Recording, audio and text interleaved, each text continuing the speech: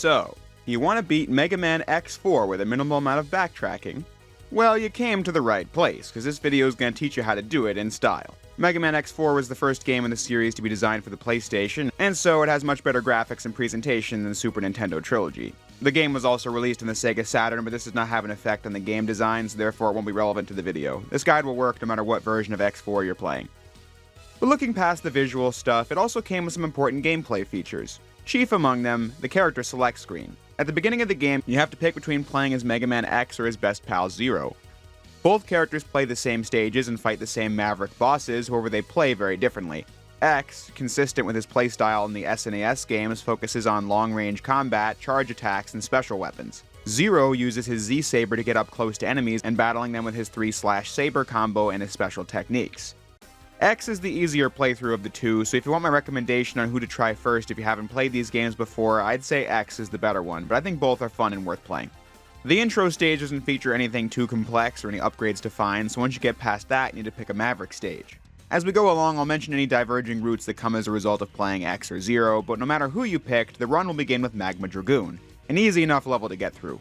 At the end, you'll reach this spot here. A well-timed dash jump at the edge of this platform will get you to this ledge where the first heart tank is hiding, which raises your maximum health. The boss in this level does have a lot of high damage attacks, but you do have one advantage in that you can bring this ride armor into the boss room and that allows you to battle it without taking direct damage. The mech will eventually explode if it takes too much damage, but it is simple to get a lot of good hits in before it gets to that point. The reason we started with this stage is because defeating him grants X the Rising Fire weapon and Zero the Upward Flame attack move. This is useful in our second stage, Web Spider. As X, you'll see this cave early on, and in it is the first Dr. Light capsule, the first piece of what is called the fourth armor. This capsule houses the leg upgrade, which gives X the ability to air dash and hover in midair for a short period of time by pressing the jump button twice. This is not a factor for Zero. But once you reach the second half of the stage, you'll see this giant bark in the middle of the path, and as each character you use your flame power to burn the bark and find the hidden heart tank. Not many tips I can offer for the boss fight, just try to avoid getting caught in the web attack and you should be good. The lightning web weapon that X gets from Web Spider gives you a wall to jump off of, which will be useful throughout the run. But with that said, the beauty of X4 is that much like Mega Man X2, with these two foundational stages complete, you can go almost anywhere from here if you feel skilled enough to challenge the bosses. So that means there is a route I recommend, but when you play this game, or even when I'm playing it casually, I'm open to mixing it up a bit every time. Unlike X1 and X3, where I feel like the route is pretty decently optimized for least backtracking purposes. So, as X, my next move is Frost Walrus's stage. At the beginning, take the lower route and use Rising Fire to get the heart tank from this spot here, and then run back to the beginning to take the higher route. When you progress on this path and reach this wall, you'll need the lightning web at the top to reach this upgrade called the EX tank. This is a new feature that changes the default amount of lives. When you start, you have 2 lives, and a game over resets that to 2. The EX tank increases the default life count to 4. In the second half of the stage, you'll be surrounded by ice blocks, and using the Rising Fire at this spot early on will grant you the weapon energy tank. When you collect weapon ammo, it will fill up this tank and allow you to use it to fill up all your weapon ammo at once. Though I almost never use this when playing X4 now, I don't usually need it. But before moving on, I'll give you a tip on this stage. And it's that you want to move fast and kill this enemy anytime it gets on the screen because it freezes the ground and makes it slippery otherwise. And then you can use Rising Fire as X on Frost Walrus as it is his weakness. Next up, I visit Jet Stingray's stage. This one is a gimmick where you have to ride a hover bike throughout the whole stage, and you need to react to obstacles. Early on, you need to take this lower route to get to the heart tank. But the part I always hate is right at the end. The bike has the ability to dash, and right before the screen locks you into the boss arena, you need to carefully time your jump and dash to go through these crates and grab the first sub-tank. Sub-tanks allow you, at full health, to convert health pickups you find into energy for the sub-tank, which will fill your health bar whenever you need it. The SNES X games had 4 sub-tanks, but X4 reduced that to 2 and introduced the weapon and EX tank in their place. But I do hate that jump at the end of this level. But at least the boss is quite easy to destroy with Frost Walrus's weapon. So that was stage 3 and 4 as X. After Web Spider as Zero, I head on over to Split Mushroom stage. Zero has a direct incentive to go here as quickly as possible because of the upgrade you get from it. But on the way, you can use the fire and electric attacks to make short work of this mini-boss. And then you need to time your moves carefully here at the start of the second section to jump off this crumbling platform to get enough height to grab the heart tank. And then you can use the lightning attack to effortlessly defeat Split Mushroom. From him, Zero unlocks the spinning Z-Saber move, which is a crucial unlock allowing Zero to tear through enemies in mid-air as you can see on screen. It also allows Zero to double jump, which brings us to Frost Walrus's stage. This one is pretty much exactly the same as the run from X's playthrough, you just need to use the double jump to reach the EX tank. Also, just so you know, the upper path in this level at the beginning has a bunch of health pickups, and that is perfect for sub-tank grinding if you need it. Now that we've cleared 4 stages, you get a bit of a break. As X, you're challenged by the Kernel of Repliforce, and this is done via a boss fight. Not much to say here beyond just timing your jumps to avoid damage and getting charge shots in. But as Zero, this clash takes place in a cutscene, so you don't have to worry about it at all. So with that said, let's go over the final 4 stages as X. Like I said, you have everything you need to get through these stages in whatever order you feel like, but I'm going to tell you the order that will be the easiest for the less experienced player. This isn't the route I played with for the video this time, so if you notice any discrepancies with what I have unlocked, that's why. But let's start with Split Mushroom. This one goes just like the run for Zero we already did, only with the bonus that you can use the lightning web to get the heart tank if you missed the timing on the platform. And I tend to use the ice attack to do damage on the mini-boss. But once that stage is complete, you can then go to Cyber Peacock stage right after. What's cool about this level is how the first 3 rooms require you to reach the end within a time limit to get the heart tank, the sub-tank, and the Dr. Light capsule with the head parts in them.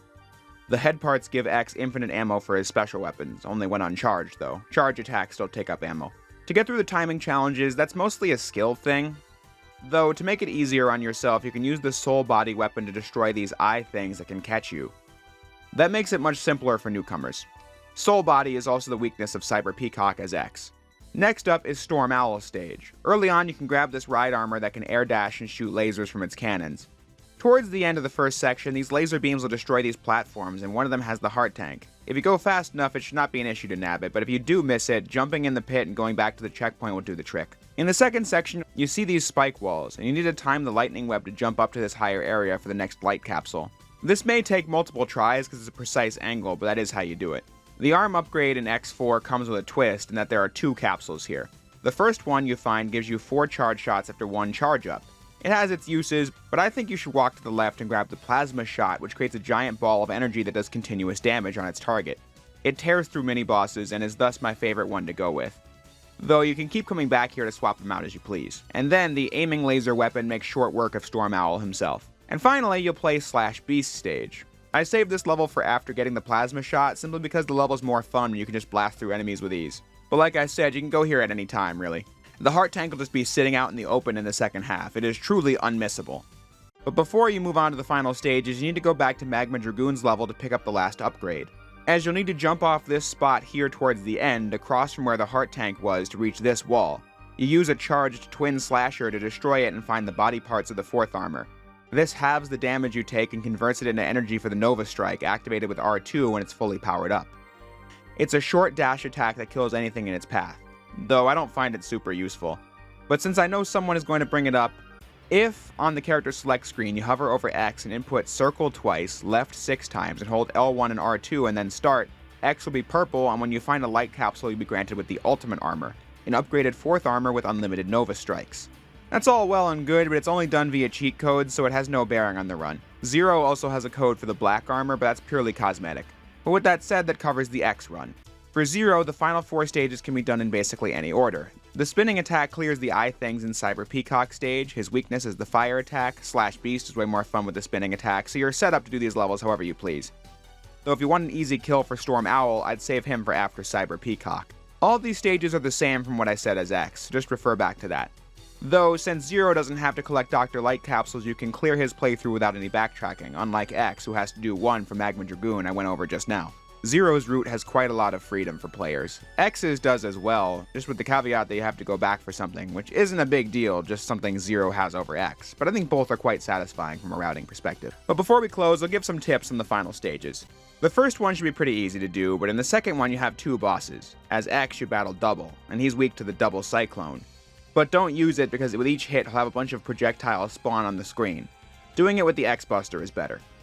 Zero will fight Iris here, and you need to damage the right armor until this crystal appears, which is how you do damage. At the end of this level, you fight the General. As X, sticking to the wall here and shooting where his head is will do just fine, and as Zero, I learned of this strat from one of my old patrons back when I had a Patreon, where you jump onto his hand where he does this attack, and then you get close to his head and slash for massive damage. And that's about it for special tricks I know of. From there, it's just the boss rush and the final boss, which I'll leave up to you.